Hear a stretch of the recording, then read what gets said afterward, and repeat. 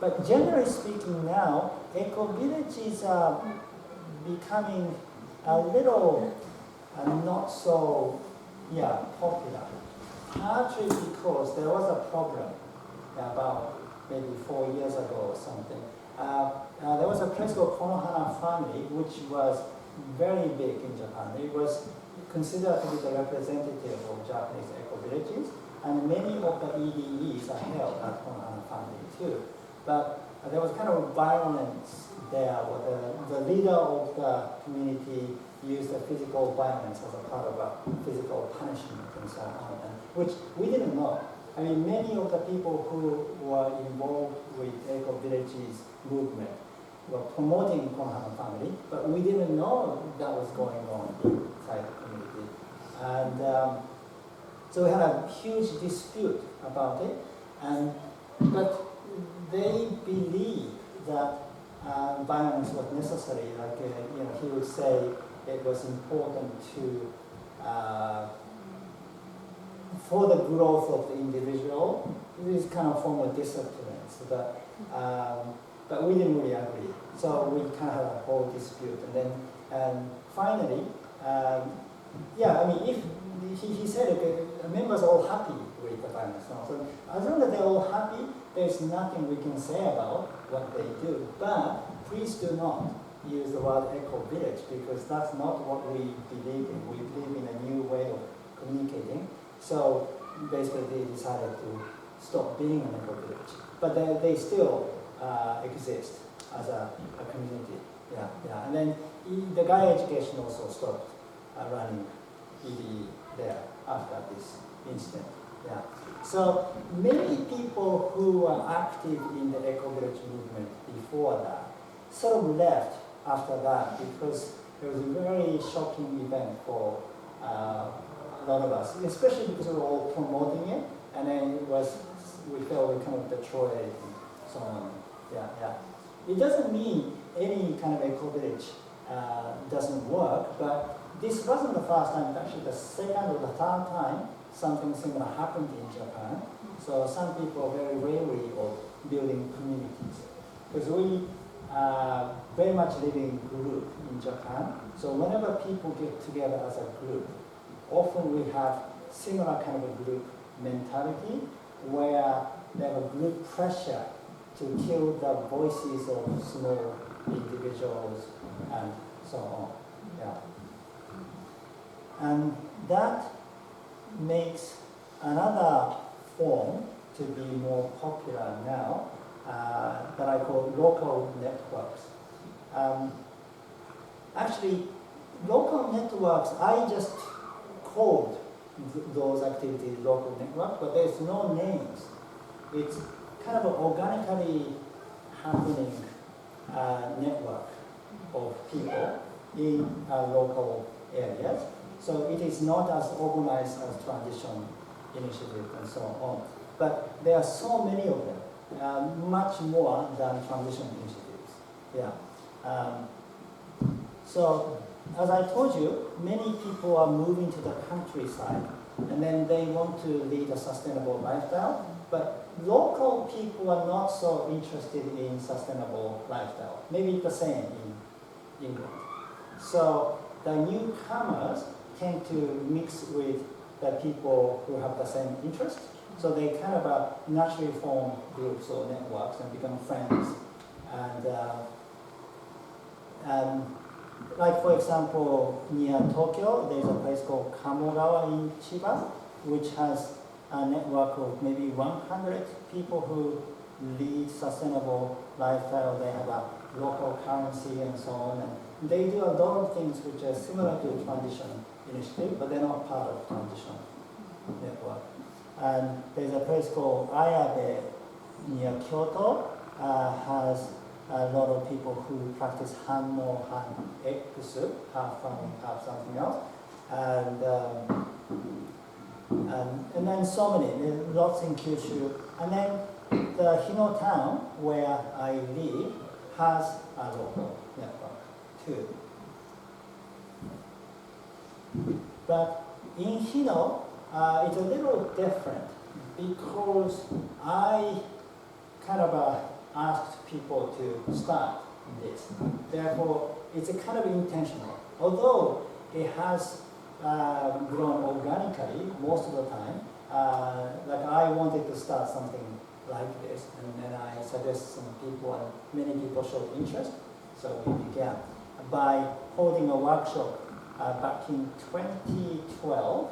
Yeah, we did a world cafe, and then talked about how to change Hino town to be more sustainable. And then we started this group. And what we did in the beginning was just met once a month. Yeah, at someone's house. We just meet and then just get to know each other and then talk about different kind of things such as organic farming or natural farming or alternative technology to natural parenting. Yeah, many of the themes related to sustainability. But we didn't start any project like the working groups in transition town. Yeah, we were very busy. Plus, just I don't know, meeting once a month was enough, and it was still interesting enough for us to find other people in the town, and we did a lot of activity together. For example, we held a workshop to learn about how to do the chainsaw. So we invited an instructor to come to our group and teach. Or we made some pickles, fermented food together. And we often had parties. Yeah, and many of us lived in Kominka, so parties are quite exotic. This is irori, which is the Japanese kind of a fireplace, and then so often we can just sit around irori and so on, and it's really nice. What is that? Can you explain a bit more? What's happening? Irori. Irori? Yeah, irori is so you use some charcoals around here. So it's not a fire, but the charcoals are kind of lightly burning, and it's a little warm. And you can put a kettle to boil water, or you can cook some food there too. So you can eat, yeah, sitting around irori. Yeah. And all traditional houses had irori in the past, but now not many of them are left.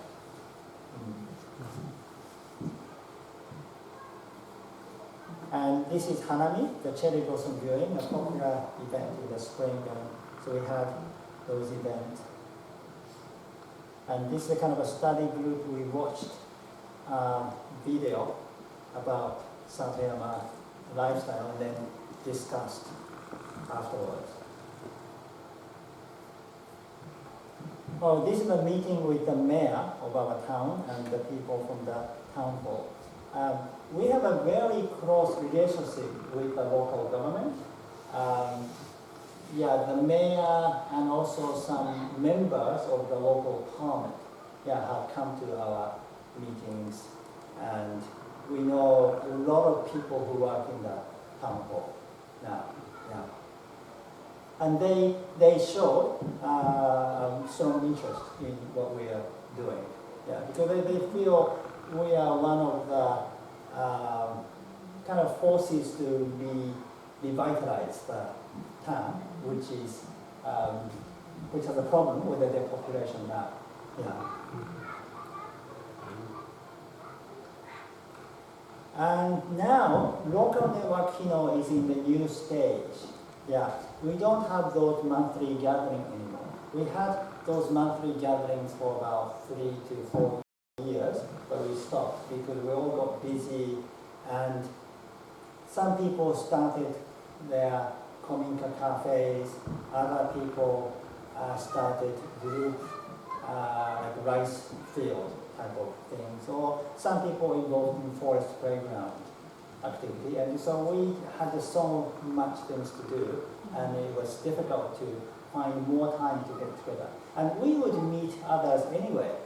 Yeah, like when we had this monthly gathering, we are seeing each other almost once a week. Because we had a forest playground activity, and then next the rice field, and then the local network meeting and so on. So we felt maybe we don't need to have monthly gathering anymore. So now we have some Kominka cafes or forest playground and marchés, which are French word for market. Marchés are very popular in Japan now, and there are some marchés organized by the members of local network too. And then individual communication, like people just get together to make fermented food and so on. So we don't need to have monthly gathering. And local network, Hino, is the kind of center of all those things, but we are not governing other activities. Each activity is independent from local network. Many of the people who are involved in those activities are part of the local network, but we are kind of separate.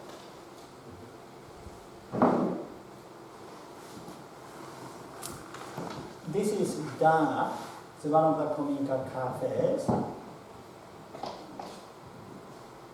And Dana is almost like a hub of the sustainable people in Hino town. They often have workshops, and they usually open on Friday and Saturday, but they usually combine a cafe time with a workshop. So many people just come there and kind of see each other. Here is one talk about Steiner education. At Dana. Oh, by the way, this is Hiromi, and Hiromi is Takumi's teacher now. She studied Steiner education, but she became a teacher at a public school. And then she actually started teaching this year, and her first job happened to be in the school where Takumi goes, which is a regular public school. But it's a small school. There are only 60 to 70 children in the entire school. And Takumi's year, which is in the second grade, has only one. Every grade has only one class. But he has only 3 classmates. So there are only 4 children in his class. Very small. So it is a public school, therefore Hiromi has to follow the guideline of the regular school system, but she tries to incorporate the Steiner method as much as possible, which is very lucky for us.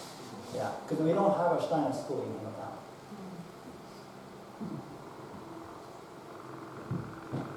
This is a forest playground that some people in the local network started, and they probably meet once twice a month to get together and then let children play in the forest.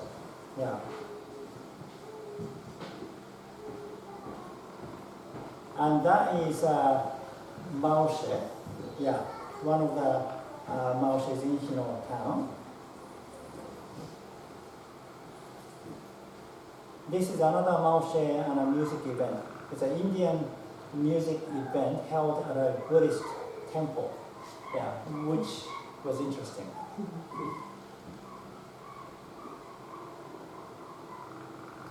Oh, this is a rice field that some families shared about a few years ago. Some of them are still doing, but our family is not doing this year. And we just had one rice field. About 5 families shared, and we share the work, and we share the harvest of the rice too.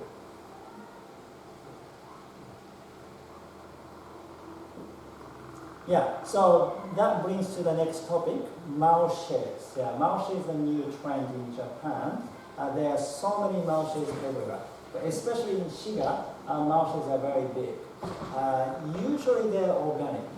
Marchés not necessarily organic, but many of the stalls we find in Shiga sell organic vegetables or organic cotton or hemp clothing and so on. This is another oh yeah, so this one is called Mangetsu Maoshe, which means a full moon Maoshe.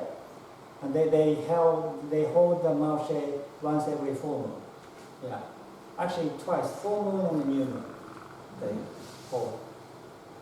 And this one is organic market Shiga in Otsu. And this is the monthly market. Yeah. At the third Sunday of every month. This one, they often have outdoor event, and I was invited to their event one day to have a kind of a panel discussion thing.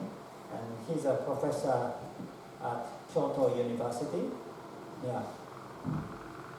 We talked about peace. So the common topics are peace and organic lifestyle, natural parenting, and so on. Yeah, she runs a free school type of project. Yeah.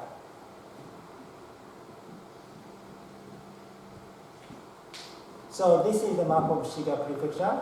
So we have a Maoshe in Hino town, but there's a Mangetsu Maoshe in Yasu, this area, and an organic market in Otsu, and there's another market in Maebara, another market in Omihachiman. So a lot of, and one in Takashima too. So a lot of Maoshes are happening in Shiga. Yeah.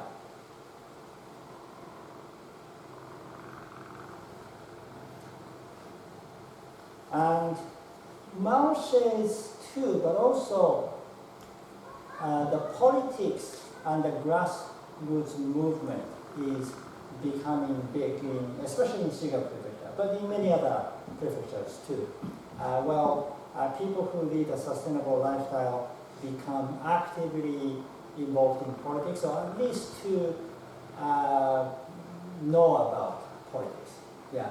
By the way, in Japan as a whole, people are very apathetic about any kind of social issues and social change. So the voting rate is very low. It's below maybe 40%. It doesn't go over 50%. Yeah. And that's why we have a terrible government at the moment. And we have had, one political party, which is called LDP, has been ruling in Japan most of the time, the last 50 to 60 years. Yeah. And the reason is because not many people go to vote.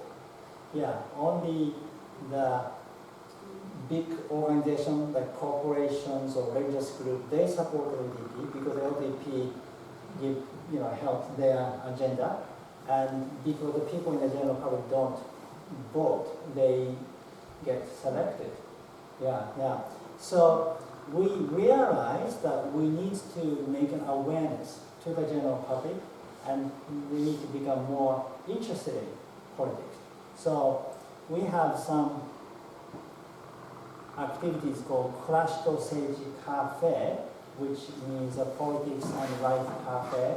So we just sit around over coffee and casually talk about politics. The reason why some people left politics is that people who are into politics tend to be too serious. They always argue, whether it's right or wrong, and it's not very fun. But to just allow different opinions to be in the room and accepting the diversity of views, just frankly talk about politics and different issues, in a relaxed, casual manner. It's the basic idea of Crash to Seiji Cafe. Mind you, many people who come to those events tend to be more interested in liberal ideas. Yeah. People who are not usually don't come to those events. So it doesn't create diversity in that sense. Yeah. Oh, this is the Crash to Sage Cafe we held with the governor of Shiga, Governor Mikazuki. Yeah, we often invite the governor or the member of the local parliament, member of Shiga Prefecture Parliament to certain municipal parliament too, to just ask questions. what it is like to be the governor of Shiga, what kind of thing do you need to deal every day. So we have more understanding. We can also appreciate the politicians' point of view too, because without knowing them, it's easy to criticize. Yeah, there's so many things to criticize about their policies, but when you actually become a politician, it's not that easy as talking about. So having those meetings can help each other understand more.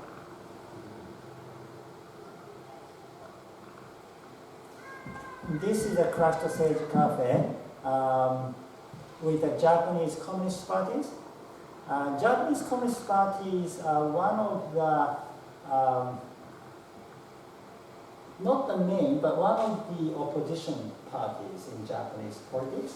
And they are the farthest left. Yeah, but because others are not so liberal. So in fact, they do sound like liberal left, but actually not. They're more, I would say, liberal. And then there's a right wing and somewhere in between. Yeah. So you're saying Communist Party? Japan Communist Party. Okay. Yeah.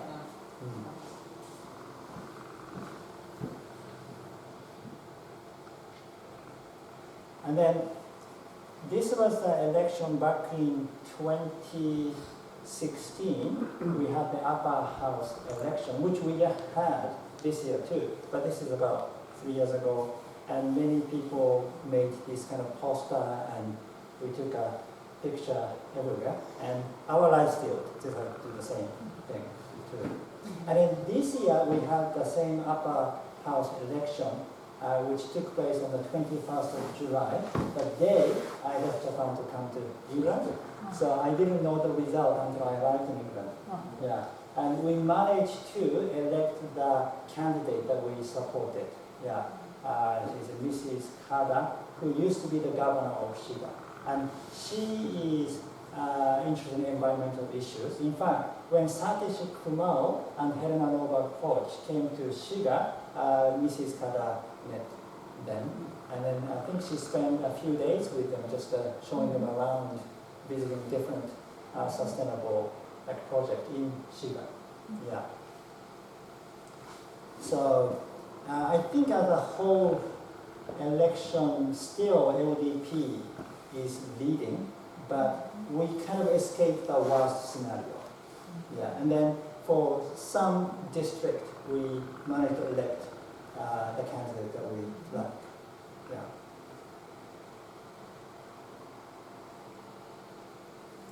Right.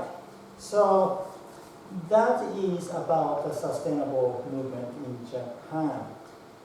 What time is it now? Okay. Yeah. So, which do you prefer? Okay, I'm gonna just. I was going to talk about Ikigai Diet, just kind of brief introduction of what it is, so that you have better idea of what I'm going to do on Sunday. But I would also like to have a question and answer session of a sustainable movement in Japan. So, which do you want to do first?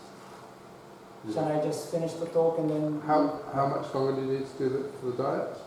Oh, maybe about 10 minutes. Yeah. How are people energy-wise? Can you go a bit further? Yeah. Or do you need a break and then carry on? Yeah. 10 minutes is fine, yeah. Yeah, okay, so I'll just finish this and then we can have a break. I'll make tea after that and then we can have questions and tea. How about that? Sounds Good deal. Right, okay, good. And then, so, Ikigai Diet. Yeah. It is, so I told you that it is a diet to lead a long, healthy and happy lifestyle. And how I came up with this method was first through modeling. I don't know if you know the concept called modeling, which is from NLP. It's if you want to become successful at something, the best thing is to model the people who are already excellent in that field, and then model their approach and way of thinking and doing and you can also become successful. So if I take that approach for diet, maybe the best thing is to find the healthiest people on the planet and then follow their diet, then we would also become healthy. Yeah. So I started looking for healthy countries and healthy people, and then luckily Japan happens to be one of the healthiest countries in the world. So I think I think it says in Wikipedia or some, you can find internet site which says that Japan has the highest life expectancy. Yeah, so we're not necessarily healthiest, but people live one of the longest, in the world. But having lived in Japan for many years and was born in Japan, not every Japanese food is healthy, and not every Japanese people are healthy. Yeah. So to model Japanese, you need to find the healthiest people in Japan. So who are the healthiest people in Japan? Oh, no. The monks. The monks? Yeah. Monks, yeah, but the thing is, do you know Koya-san? Koya-san is famous for temples, and they have a kind of an esoteric Buddhism practice there. But they serve white rice there too. I mean, the monks usually have a good diet, but not perfect in my opinion. Yeah. But the kind of people you want to avoid first are the young people. Because young people have a terrible diet now. They eat at McDonald's, eat at Kentucky Fried Chicken, or Yoshinoya, which is a Japanese fast food chain serving beef balls. And when they cook at home, they don't even cook. They go to convenience stores and buy one of those instant noodles, and they eat it. Yeah. So you don't want, they cannot be your role model. And if you want to look into, maybe you want to look into old people, older generations. They still retain the traditional diet, which we call washoku, which means the Japanese food, and one soup, 3 dishes. You have usually rice, miso soup, and then 3 side dishes with the pickles. It's a typical washoku style. So washoku is generally good. Has a good balance of carbohydrate-based food, vitamin-based food, and protein-based food. Having said that, I don't think all the people are the best role models. By the way, can you spot a problem in this? White dish? rice. White rice, yeah. White rice is one. And also, most vegetables are not organic. Yeah, in fact, very few people eat organic vegetables in Japan. Yeah, most vegetables sold in the supermarket are not organic. I was very surprised to be in Totnes. I went to even Morrison's have organic vegetable section and organic food section, so which we don't have in Japanese supermarkets. Yeah, and 100 years ago, they were using organic or natural ingredients because farmers didn't use agricultural chemical things, but probably in the last 50 years it's completely died out, and then most farmers use agricultural chemicals, a lot of them, yeah. And people used to make fermented food using natural bacteria, but now they are using artificially made bacteria, yeah. And then old people don't question things. They like to follow the tradition. Whether tradition was good or bad, they just don't want to rebel against the authority, so they just like to do whatever they are told by their parents or by the government or whatever. So in the past, it was okay because the system was natural. But when the system changed, they started following the new system without questioning. Okay, so who could be our role model then? And they are the naturally conscious people. The people I talked about in my presentation today, the Hano Heights people, the people who move from city to the countryside. So they have a great diet now. So they grow rice and vegetables using organic farming, natural farming, or permaculture. They make fermented foods such as miso and pickles.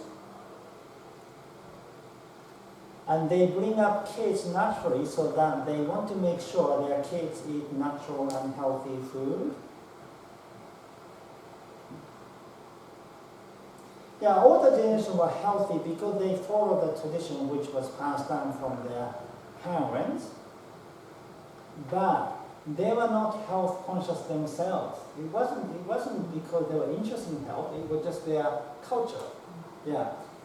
Well, young people that I'm talking about here, they became interested in health themselves. They became health conscious and they did their own research to find different methods and they choose to live in this way. Yeah.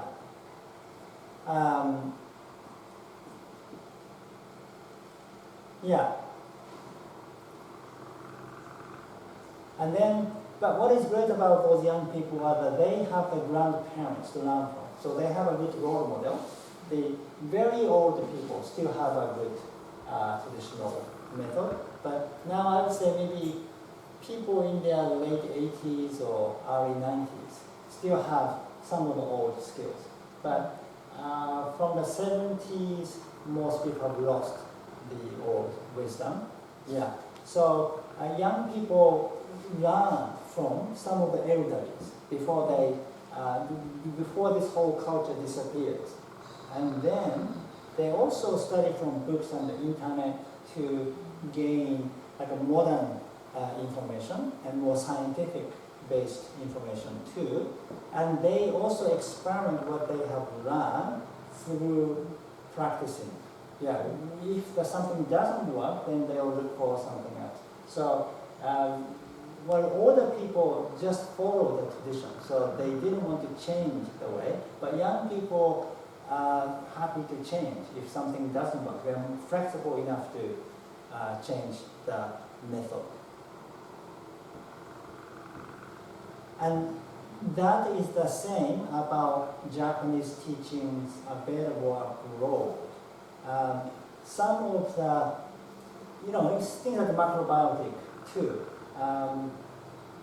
came from Japan many years ago. It was developed by older generations. So even though the concept was good, and at that time in Japan, everybody had this hierarchy of structure where young people are supposed to listen to older people and you don't question, and only the teacher talks and students are not allowed to ask questions and so on. So some of them have a rigid structure. Yeah. While young people are the crystal generations who have the new energy and they have more new style of communicating. So the coaching style of communication, which is you interact with the people, is becoming more common than old style of teaching. Yeah. Okay, so Ikigai Diet is basically the diet that I modeled those young naturally conscious people. But I wrote this book last year, I think April 2018. And since then, I have been studying more about it. So to back up my discovery, I also did a lot of research. For example, blue zones. How many people know about blue zones? Yeah, blue zones are 5 areas in the world where people live the longest. Yeah, yeah, and they are supposed to have a very healthy lifestyle in the blue zone. And also we have longevity zones in Japan. By the way, Okinawa is one of the blue zones. So, but there are some other areas in Japan where people live long too. So I studied about those places. And now, gut microbiota, the concept of gut microbiota is becoming very popular in the West, and many scientists and doctors study about it.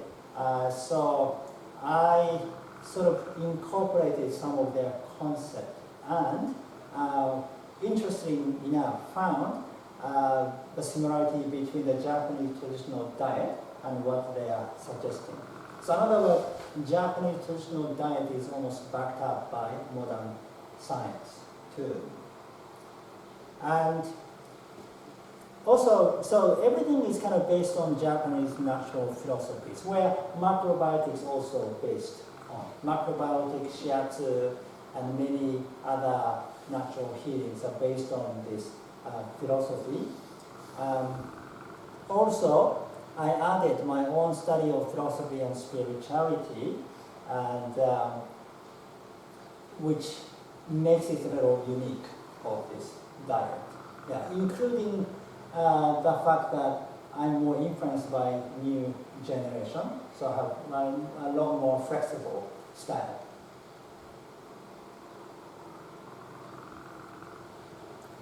And in Ikigai Diet, what we do is to basically to cover what to eat, what kind of food is good to eat, and what not to eat, and how to eat. A lot of diet talks about what to eat and what not to eat, but they don't cover how to eat. But in Japan, how to eat is considered to be more significant than what to eat. Even though if we find a lot of good food to eat, if we don't know how to eat it properly, we don't have the same effect. And also how to think, very much mind and body are related. For example, some diets are very strict, and then which is okay, but from talking about the mentality or psychotherapeutic point of view, sometimes making it strict, you would create a kind of negative feeling towards eating and food in general, which will, have a negative effect. So from psychological aspect, it is important to enjoy your food, and which means not making too many rules too. And finally, how to live, because diet is just part of your lifestyle. So food is not everything. Where you live, what kind of environment you live, how you relate to people around you, your families, and what kind of work you do, or how much you spend your time outside or touching the soil and expose yourself to the microorganisms, including making fermented food at home and so on, affect your health tremendously. Okay, so it is called Ikigai Diet. By the way, do you know the meaning of Ikigai? Yeah, who knows the meaning of Ikigai? You do? Yeah. So what does it mean? Reason for living. The reason for living. The reason for living. Yeah. Okay. And you? Yes. Similar idea, purposeful life. A purposeful life. Yeah, purposeful living. Right. Yeah. Okay. So Ikigai means reason for living or life purpose or life mission and so on. Yeah. By the way, Ikigai is a concept which kind of spread more in the West, and it is not common in Japan. It is a Japanese word, and it has this meaning, but in Japan, Ikigai is just, it's nothing special, nothing big. It's like if you ask you, what is your Ikigai? most people say, oh, my Ikigai, or maybe golf is my Ikigai. Because I enjoy playing golf, or maybe gardening is my Ikigai, or it's so people consider Ikigai to be like your hobby or something which makes you enjoy your life.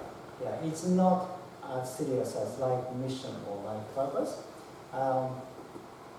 But I decided to look into the concept of Ikigai, and then I think life purpose or life mission makes the most sense.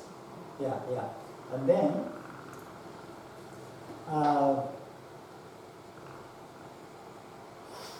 so Ikigai Diet is a diet which gives you a physical and mental balance to remember who you are, who you are, and stay on track. Yeah, because a lot of us forget what we wanted to do in our life. I don't know if you all have a life mission or sense of thing that you want to accomplish in this life. Yeah, it doesn't have to be a spiritual concept, but just something you feel worth doing, and it makes you feel this is what I came here to do.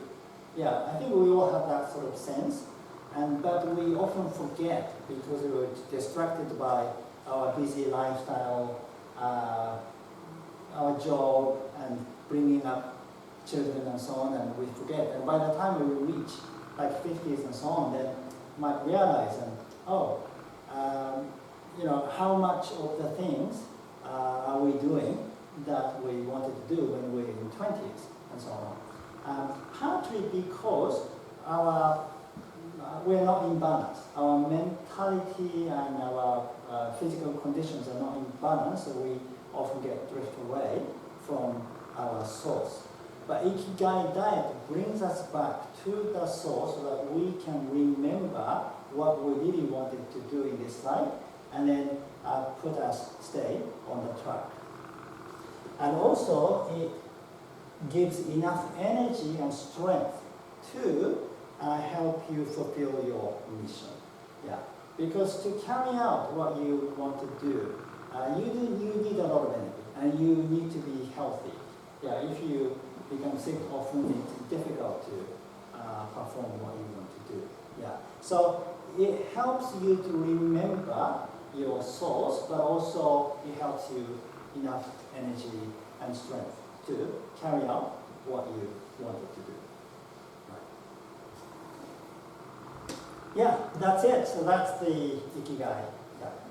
Thank you.